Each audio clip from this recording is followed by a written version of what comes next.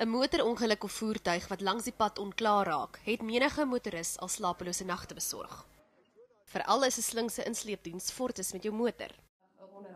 Kenners waarsku motoriste om nie die eerste beskikbare insleepdiens toestemming te gee om jou motor weg te sleep nie. En sê versekeraars dek gemiddeld sowat R2000 vir die diens. Ongelukkig is daar van hierdie ouens wat vir jou R5000, R10.000 sal vra om 'n voertuig in te sleep en dan sit die kliënt met 'n geweldige probleem. Ingevolge wetgewing wat verbruikers beskerm, kan daar beswaar gemaak word teen buitensporige kwotasies. Maar bedryfskenners sê die wet word nie altyd ingespan soos dit moet nie. Die Verenigde Vereniging van Insleepdienste, of ITASA, verteenwoordig landwyd 380 insleepmaatskappye en beoog om die bedryf beter te reguleer.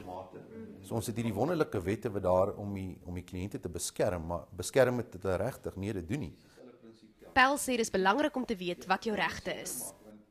Vra vir 'n skriftelike kwotasie van die insleepdiens op die ongelukstoneel, of jou motor verseker is of nie. As jy dit nie doen nie, kan dit jou duisende rande uit die sak jaag en jou versekeraar dek dit moontlik nie. Die wet bepaal dat ek as 'n diensverskaffer is verplig om vir jou vooraf te sê wat my koste sal wees. Onthou net dit bly binne in jou regte as die kliënt om te besluit wie jou voertuig sleep. Pel sê die vereniging ontvang talle klagtes van motoriste, maar kan net stappe doen teen hulle eie lede. Hy sê motoriste moet dus vooraf die regte vrae vra en dan besluit oor die diens wat hulle wil gebruik. Carla Coetzee, Eunice, Germiston.